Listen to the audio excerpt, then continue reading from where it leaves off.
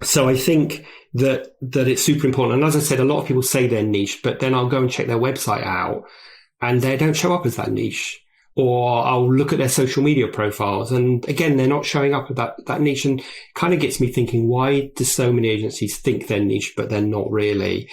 This is the Agency Profit Podcast, the podcast for agency owners that want to run a more profitable business that doesn't depend on them.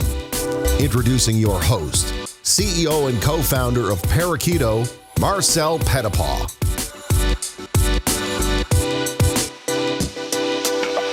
Hello, everyone, and welcome back to the Agency Profit Podcast. I'm joined today by former agency founder, a gentleman who started his agency in 1991, ran it for about 11 years, sold it in 2002, and about 15 years ago, started his coaching practice, Da Costa Coaching. He's the author of a great book, The Self-Running Agency, and one of my favorite podcasts about agencies, the Agency Accelerator. I've been fortunate enough to be a guest on that show. So with all of that, please welcome Rob Da Costa. Rob, thank you so much for joining us today.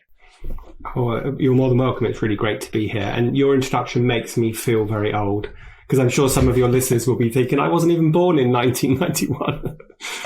I actually wasn't born in 1991, Rob. Well, there we go. Just to really dig the knife in and twist it. But I would prefer to refer to this as wisdom, because that's really what it is in the context of the show. You've been through it all. Hair. You've seen the industry grow and change.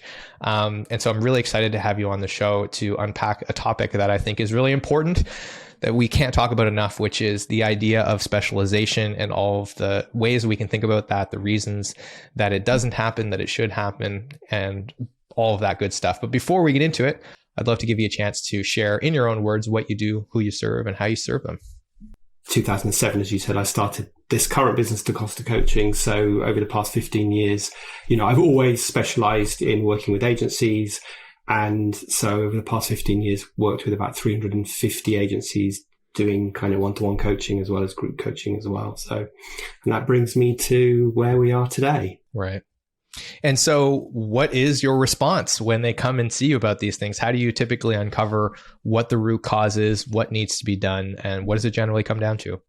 Yeah, that's an interesting question, really, because often people will tell me they've got a specific problem, but when you look under the bonnet or the hood for North American listeners, you often find it's something completely different.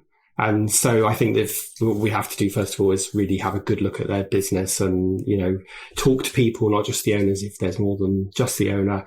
And I think the thing I would always start with is asking my client, do you have a clear plan?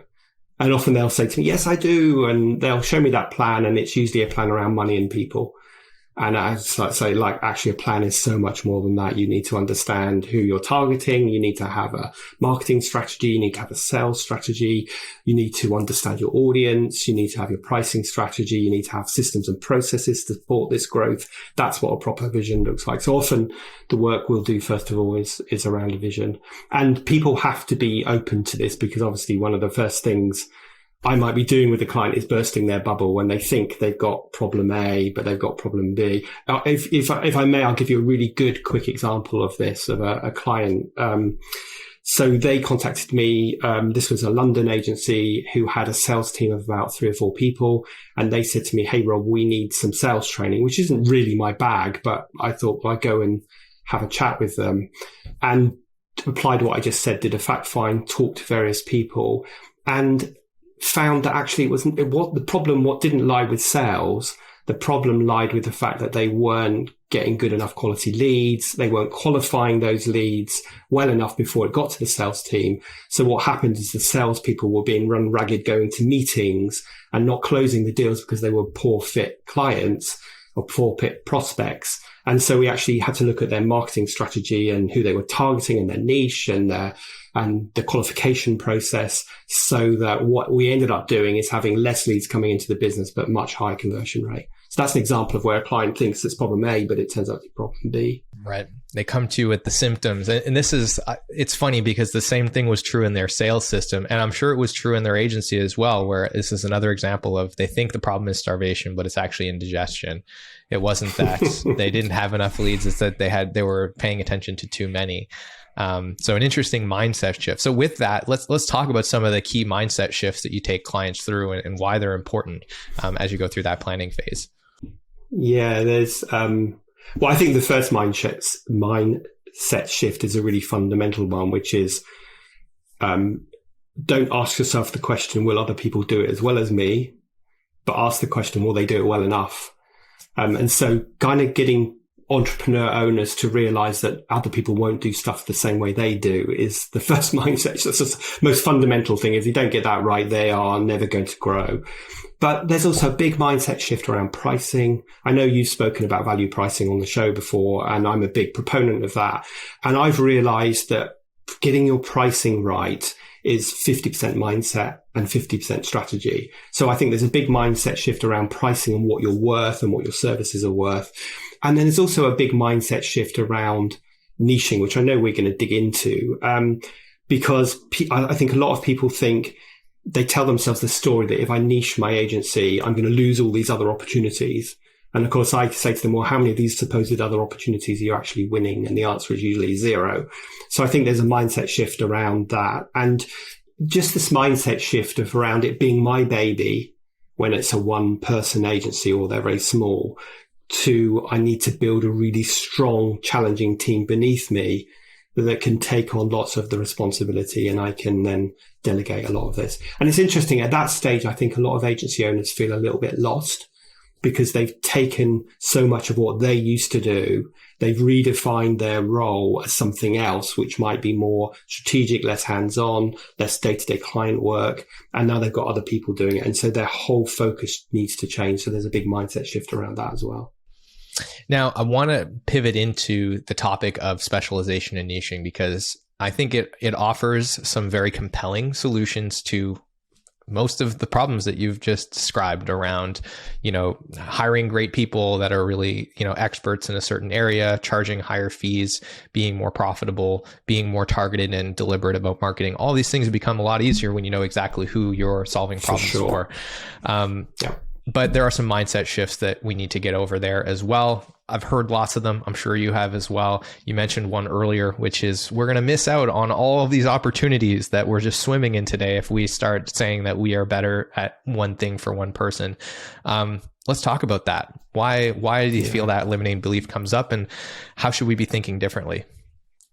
Well, I think the simple answer to this is that the specialist will always be able to charge more than the generalist. And I always, I try to tell people lots of stories outside of their industry to help them understand this. So I always say, like, if you needed knee surgery, you would go to a knee surgeon specialist, not your GP doctor. And if you had to pay for that, which fortunately in the UK, we have a national health system, so we don't have to pay. But if you had to pay for that, you would be paying the knee surgeon way more money than you would be the GP. But you'd also trust the knee surgeon to operate on your knee and do the right job, whereas a GP might be kind of guessing. And exactly the same is true for an agency. And I think any industry, especially the agency sector, that is in a very competitive marketplace, if you try to be a generalist, you've got to find a way of differentiating yourself. And the way that you're going to end up differentiating yourself as a generalist is either by being cheaper or by promising crazy levels of service. And both of those are a race to the bottom unless you're really geared up to be kind of some online system that provides no kind of human interaction at all, that you can afford to be very cheap. But that's not the kind of agency that we work with, that we are. Most agencies are relationship based, they're people based. And so if you want to earn more money and grow sustainably and find it much easier to find your ideal target customer, then you have to be niched. Now, one of the things that I see a lot is people telling me that they're niched, but they're not really. They're still generalist within a big niche. So they might say, we work in B2B space or we work in financial services. Well, that's kind of niching down a bit, but it's still a hugely broad sector. And so I'd always encourage people to go as niche as you dare and then broaden out over time. And I think agencies ebb and flow over time based on the way the market evolves and opportunities. I know my business certainly has over the years.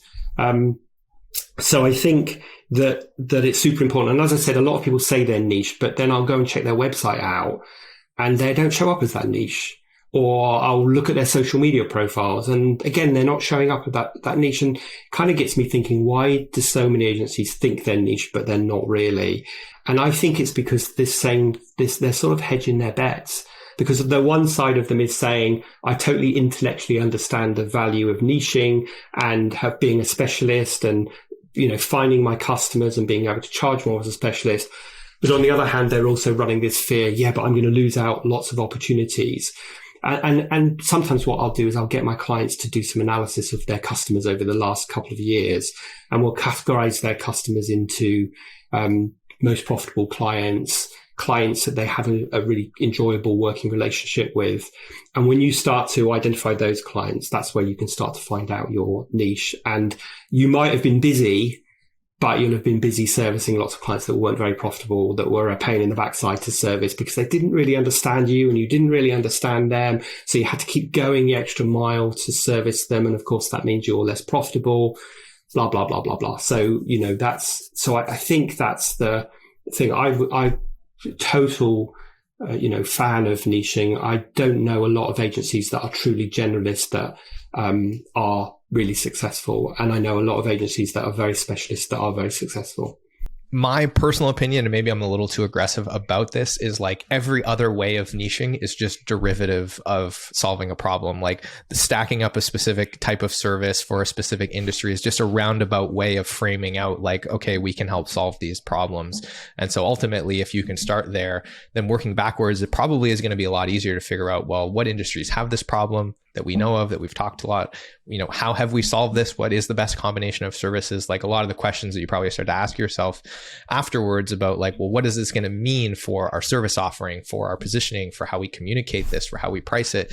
If there's clarity on what problem's being solved, then there's a lot of questions that are going to be a lot easier to answer if we land there. So my personal bias is like, try to get there if you can. Yeah, great, good advice. And I think the minute you understand the problem that you solve, it becomes so much easier to start charging the appropriate fee. Because I'm not thinking about how many days is this going to take, how many hours, what materials do I need. I'm thinking about what is it worth if I can get rid of your knee pain. You have not slept, had a good night's sleep for a year, and I can get rid of your knee pain. What is that worth to you? And there's nowhere in that, and then the patient isn't saying, but how long is it going to take? Just to use another analogy for a minute. I talk about dentistry. If you've got really bad toothache and you go to the dentist and they get rid of your pain and they say that's £300, you wouldn't walk up there and say, well, that's a lot of money for 15 minutes of work. Because the dentist would turn around and say, well, if I took 3 hours, so the £100 an hour, would that make it more valuable for you? And of course it wouldn't, because I'm paying you to get rid of my pain, literally here. But we need to apply that same thinking to our businesses and get away from, the time and materials. And if we understand the problem we solve and we leave with that, then it becomes much easier to do. Hey, it's Marcel here, and I want to take a moment to thank you for being a loyal listener of the show. If you're enjoying today's episode, then I want to encourage you to subscribe so you never miss another episode, and be sure to check out some of the other amazing free resources we have at Parakeeto.com to help you improve your agency's profitability. We have lots of other content just like this episode, including other detailed blog posts on some of the key topics, and free downloadable resources like the Agency Profitability Toolkit, which has helped hundreds of agencies improve their profitability with checklists, templates, and free training videos to help you install the Agency Profitability Flywheel all on your own. So if you're interested in grabbing that, head over to Parakeeto.com and check the show notes as well. So with that, I want to thank you again for tuning in. I'll let you get back to the episode. I hope you enjoy it. Cheers. Yeah, absolutely. And that segues nicely into the next point, which is how do we start applying this new lens to not only increase our fees, but then we can also talk about how this helps us decrease our costs as well and start to increase our profits from both sides of the equation. But we'll start with the fees. We talked about value and relative value. I think that's a really important concept, right? I mean, even recently we went through this where we flipped a house and there's things that we wanted to do, but we couldn't justify it because we weren't going to get the value out of the house. Like, sure, a granite countertop would look great, but we can't justify making that investment because the value's not there. But if we were in another house, then it might have made perfect sense to spend even more money on a granite countertop because the lift to the house would have been significant. So we had to apply this lens of not just what is the cost and what is the price, but what is the value relative to the greater context of the issue we're trying to solve here. I think that that's a core idea that you talk a lot about when it comes to pricing. So I'd love to talk about that a little bit more. What's the first kind of mindset shift that we have to make once we have a niche to start using that to leverage our pricing up? Well, I think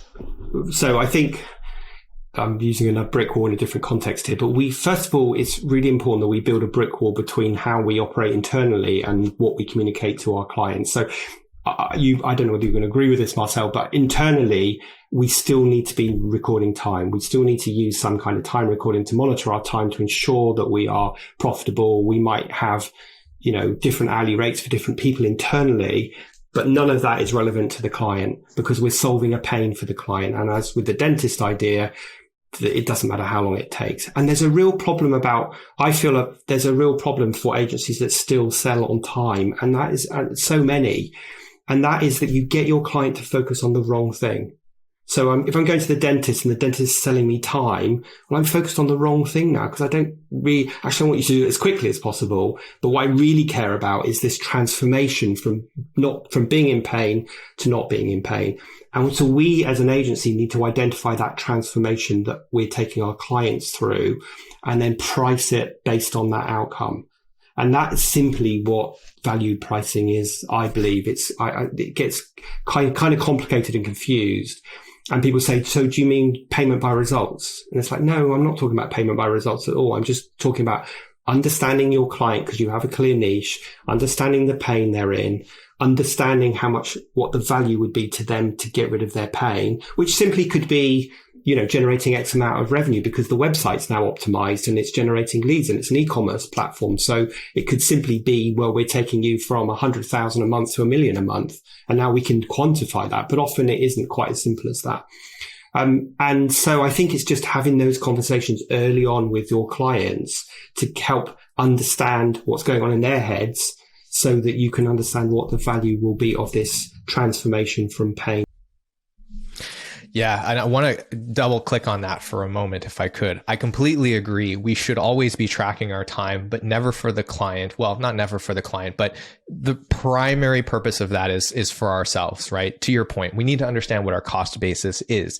And then there's going to be situations where you know that your process to go through and do, let's use a logo as an example. Maybe you do incredible logos and you have a very involved process that involves very senior people and your cost basis is $50,000 to go through a branding and logo exercise for a client. Well, the pizza shop down the street that does $250,000 a year, they're not going to pay you $50,000, even if that's what it costs you to do it, because it's just not worth that to them. But the airline that's got to go spend $50 million putting this on a fleet of airplanes, they'll probably pay you $1 million to do it. And now your cost basis is great relative to the price that you're charging. So I think that's a really great point, but we definitely want to understand our cost basis because we need to know what our profitability is on that service. The other thing that I think is interesting and the other idea that I want to impress upon people here is that I see a mistake a lot where people think they've moved to value-based pricing, but actually what they've done is they've moved to a less good version of time and materials. I want to explain this. This is the flat fee that is scoped on time and materials that is set at an optimistic point.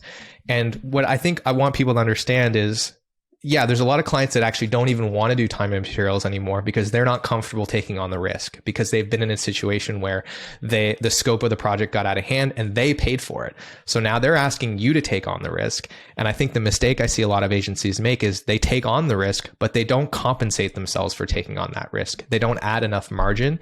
They just say, this is how many hours I think it's going to take. So I'm going to price it here. And if we end up spending a lot more time, we're going to pay for that. And I've even seen some go, if we spend less time than that, we'll give it back to the client, which to me just boggles my mind. Like, you have taken on the risk. That is a service that you did to the client by saying, this is what it's going to cost you and giving them certainty. You should at least compensate yourself for performing well relative to that and taking on that risk. So understand that Yeah. Value-based pricing is not just time and material scoping and then setting the cap there. It's time and material scoping to understand what your cost basis is, and then pushing the price up as high as you can by having a conversation with the client about what problem is being solved here and what does it mean for your business, so that you can ideally create a lot of separation between the cost basis and the price to reward yourself for taking on the risk as the agency, because it should result in better compensation. It's a gamble that you're taking. I think historically the issue has been, and why people are so resistant to this, is that clients say jump and then the agencies say how high. And they might create some kind of scope of work or brief at the beginning, and then the client says, oh, can you just do this? And of course, this team especially want to do a good job for the client. And before we know it, we are massively over-servicing. But if they're charging on an hourly rate or a daily rate, they're going to say, well, at least we're charging the client for this extra work. Whereas if I move to this value-based concept, then, when they ask me for this, I don't know how to handle it. So one of the things we've really got to train our teams to do, and again, there's a really simple framework that's so I don't know, it has such a big impact, and it's a language that I try to get into all of my clients, and that is to help all of the team understand whether what they're doing is a standard service that's being paid for, or is it an extra. Now, if it's an extra, does the client see it as an extra? Because often we think that it's an extra so the client will love us for it, but the client doesn't see it as an extra because we haven't communicated it very well. So they now see it as a standard service. So next time when we say, no, we can't do that extra, they're now disappointed because they saw it as a standard. So I hope I'm making myself clear there, but we have to communicate really clearly with our team. This is the scope of work, and this is the standard service that you're paying for. And this is how you handle it when a client asks you to do these extras. And of course, when a client asks us to do an extra, we have three choices. We can either say yes and suck it up because we can overservice by 10% or whatever we agree. We say yes, but we need to drop something else. Or we say yes, but we need to charge you more money. And those are at that point in time when the client's asking for this is the point we have to have that conversation. It's too late afterwards when we've already done the work. So I think that kind of standard and extras thing is so important. Well, Rob, I want to be mindful of our time here, but we've delved into, I think, a lot of really important ideas, both from the mindset all the way down to the tactical side of what it means to focus in the agency and leverage that to become more successful. I'm sure there's lots of people who are listening that want to get more inside of your brain, that want to consume more of the content that you create. And I highly recommend, if you're listening, that you do. We will leave links in the show notes, but Rob, where's the best place for them to head if they want to consume more of your great stuff? Yeah, just head over to my website, which is just Da Costa, DACOSTA, coaching, or one word, .co.uk. There's tons of free content on there, including my book and lots of other, there's niching guides and pricing guides. So you can kind of learn more about what we've talked about today and have a look around there. Amazing. So we will leave links to Rob's website, as well as his book, his podcast, his LinkedIn, which I recommend you connect on LinkedIn. That's where I see a lot of your new stuff coming out. Highly encourage you to go check out that content. And with that, Rob, I want to thank you again for making some time for us today. Really appreciate you coming on the show. My pleasure. I always enjoy talking about these things. All right. And with that, everyone, wherever you're listening, leave us a comment. Let us know what you got from today's episode. If you have a question, if you have a takeaway, we'd love to hear from you. And make sure you tune into the next episode. If you know anyone that would benefit from today's show, feel free to share it with them. I'm sure they'll appreciate you for it. And we'll see you on the next one. Rob, thanks for being here. And this is Marcel signing off. Well, that's all for today's episode, but it doesn't have to be the end of your learning journey. Make sure you subscribe to our show so you never miss another episode. And if you want to get access to more great resources, be sure to check out Parakeeto.com, where we've got tons of other free resources, including the Agency Profitability Toolkit, which is loaded with templates, checklists, and training videos to help you improve your agency's profitability fast. And of course, if you like the show, it would really help us out if you could leave us a review and share this with someone else who you think might get value, so you can help us serve more people. So with that, thanks again for tuning in, and I'll see you on the next episode.